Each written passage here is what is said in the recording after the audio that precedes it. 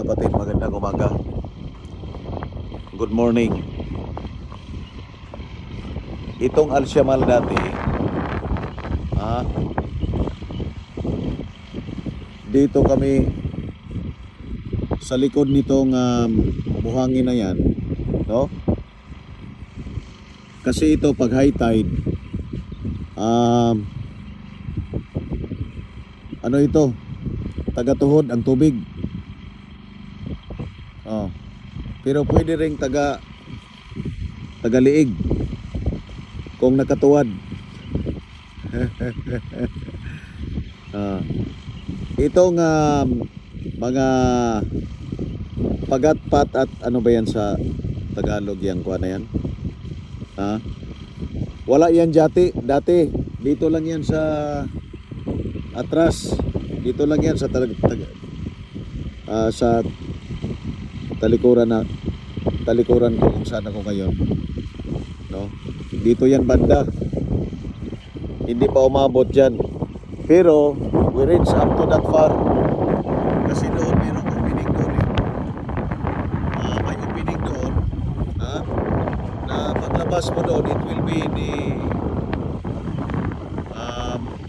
big sea, open sea. Pero itong sa likod ng buhangin na yan, doon kami naglalagay ng lambat. Nakakuha kami ng mga around nasa mga 3 to 4 kg na bangos. Ang laki, halos mag 1 metro na yung bangos sobrang laki kasi nga open. Baka mamaya magtatanong kayo kung bakit mayroong bangos dito sa disyerto. Meron kasing hatchery dito, may hatchery ang gobyerno. Yan. Papunta yan dito mga kapatid. Ito yun. Ito lang yun dati. Ito lang dati. Ang may mga tanim. May mga tanim yan.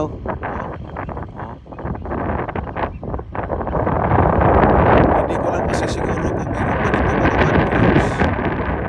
I'm not sure.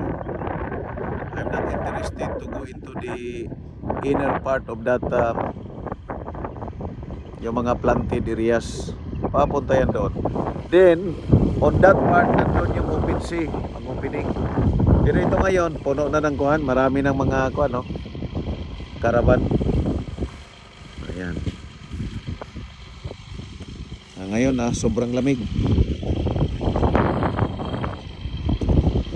kaya hanggang dito na lang kami. Every weekend itong ginagawa ko. Pag walang mga conference, walang mga seminars sa professional organization, dito ako. Nasa labas ako. Kasi minsan naboboard naman tayo pag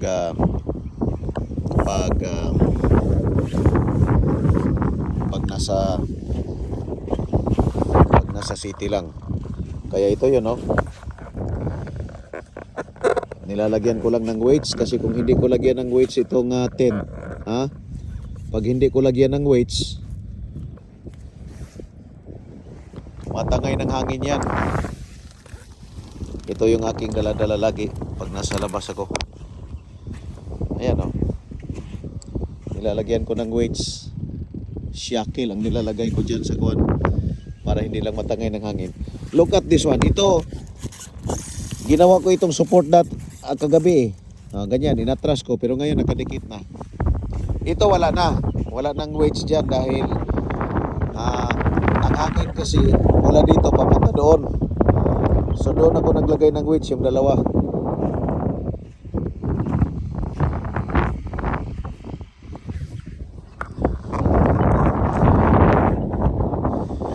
So ito,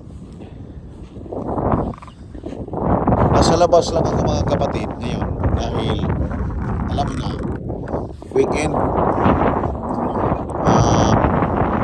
Kahapon nagkaroon kami ng ayong nakaraang linggo, bagong taon, nagkaroon kami ng mga presentation. May mga incident, mga maliliit na incident na hindi naman nagpo-produce ng fatality at walang injury. walang power shutdown, no? Ngunit worth to entertain. Entertain in a sense na titingnan mo, imbestigahan mo, no? Imbestigahan ng panel. Kaya nung narinig ko na mayroong insidente, I really intended to schedule for an IRP. Ang tawag namin doon sa proseso namin doon, incident report presentation. So the main contractor shall make his own presentation, no? Magpipresent siya ng detalye ng incident at mag-identify, mag-present sila ng kanilang presentation of what went wrong. Tapos yung recommendation nila to prevent reoccurrence. However, kung ang panel may nakita silang, kung ang panel meron silang nakitang mga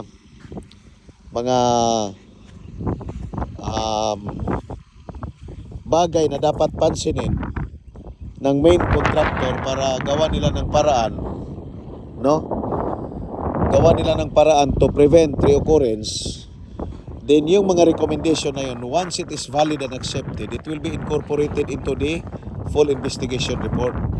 At ang consultant din ang sila rin ang magsunod ng contractor when those recommendations are implemented. So kung hindi implemented, i-report yan, and those incident investigation cannot be considered closed unless all the recommended controls are in place. O hindi namin sinasara yung investigation, yung incident investigation, unless all the recommended controls are in place. Hindi lang pwede na ang incident investigation is presented tapos okay na. No, hindi pwede. Bakit?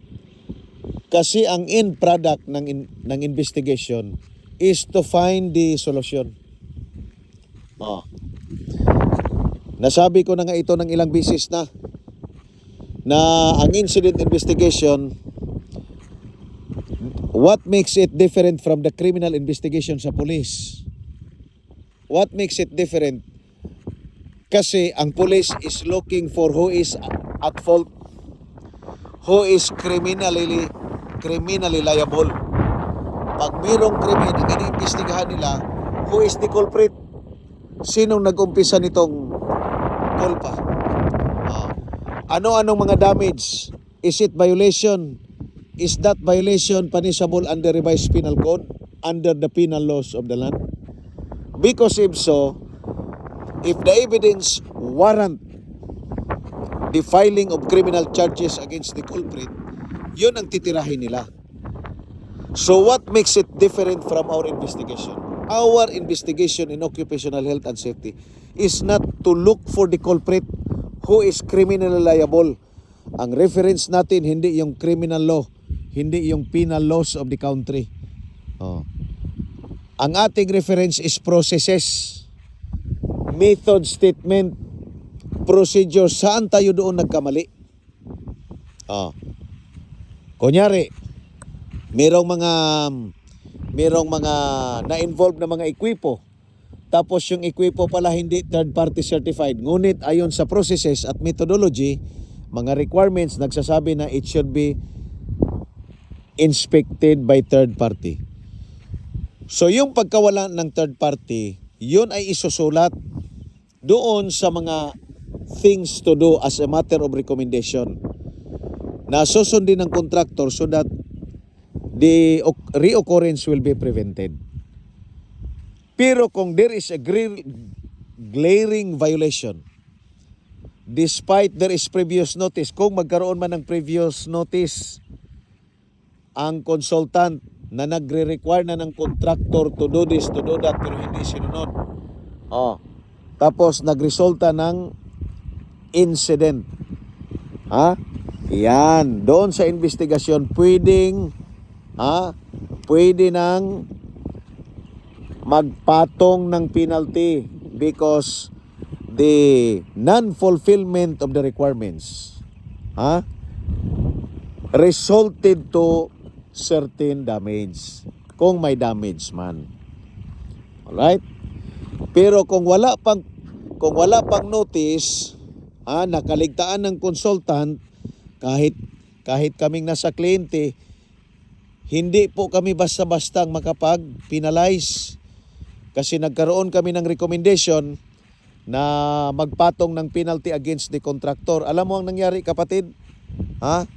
Yung aming isang departamento na lagi naming nire-refer kung magpatong kami ng penalty. Alam mong hinahanap nila?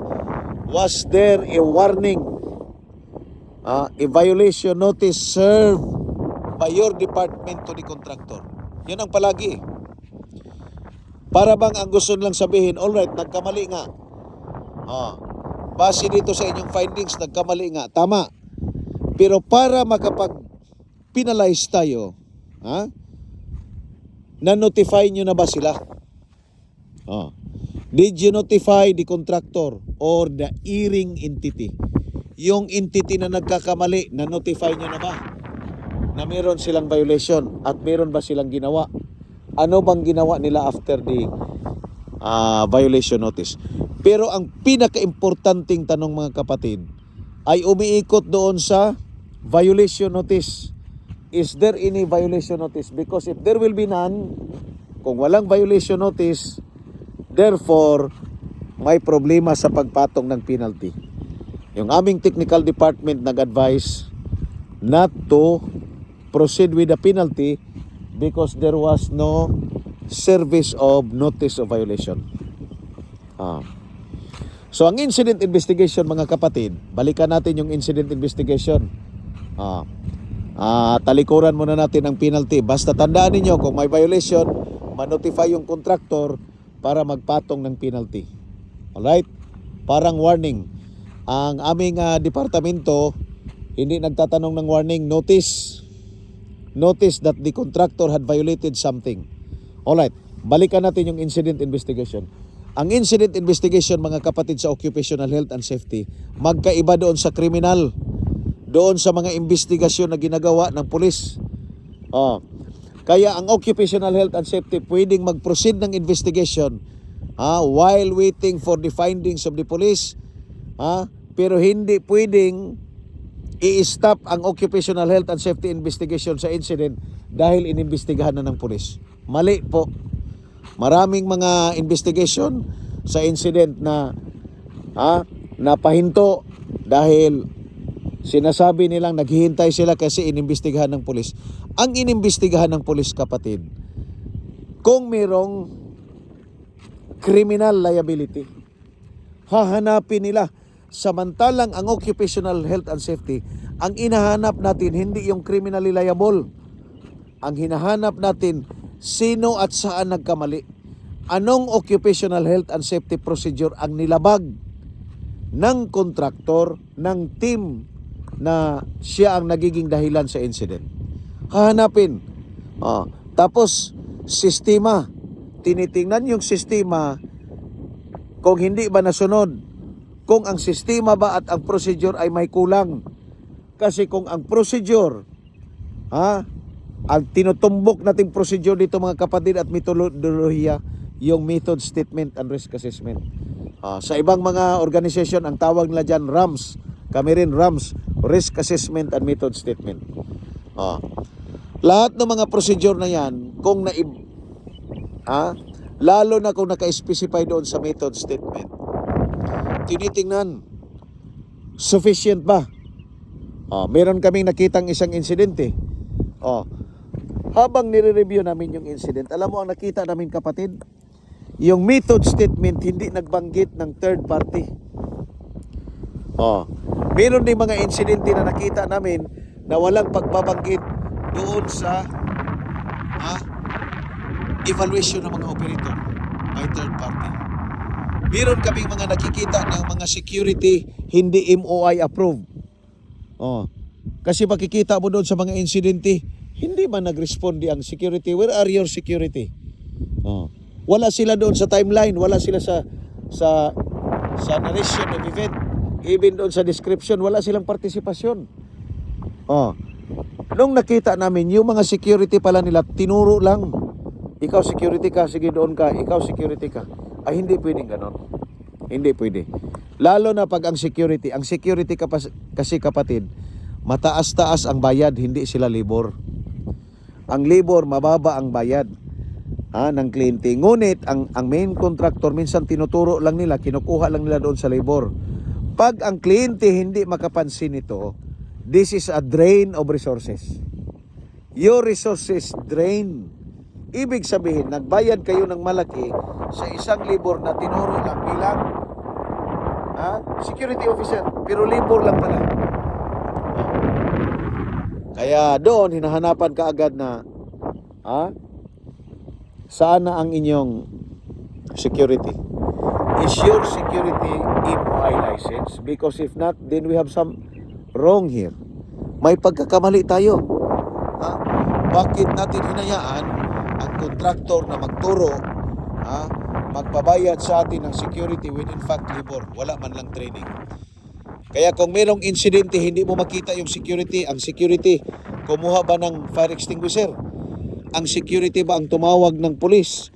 Security ba ay tumawag doon sa mga mechanic, plant mechanic? Ang security ba ay walang partisipasyon ng security? You check the competency of the security. Dito sa bansang ito, ang tinatawag dito na security ay MOI approved. Merong kaukulang training para alam nila ang communication procedure, alam nila when and whom to report, and what are the incidents that has to be reported. When those people appointed to be security officer, ngunit walang training, you can expect them not to function well. Pag may sunog, walang partisipasyon. Pag mayroong mga insidente, walang nagre-report. Bakit? They are not responsible. They are not trained. Anyway, if they will be removed, they are originally labor. So, yan ang isa sa mga importanteng bagay, mga kapatid. Dahil kung gusto mo makita mo mag-function lahat, then those people who will be sitting there, who will be paid by the client, shall be competent.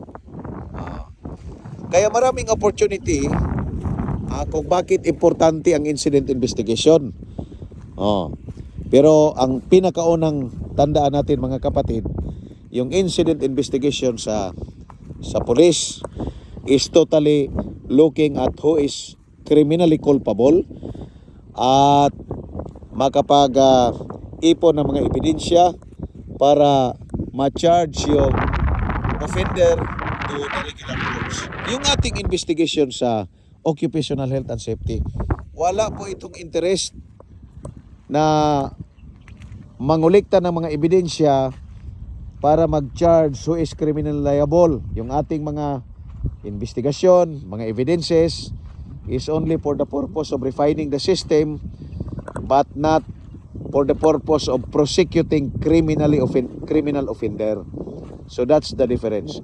So kung itanong nyo sa akin ngayon, sir, pwede bang mag-imbestiga ang occupational health and safety while pending ang investigation sa police? My answer is yes. Kasi yung ating objective sa investigation magkaiba. Ang objective ng police for criminal prosecution, yung occupational health and safety is to check what went wrong and to formulate measures to prevent reoccurrence. Magandang umaga.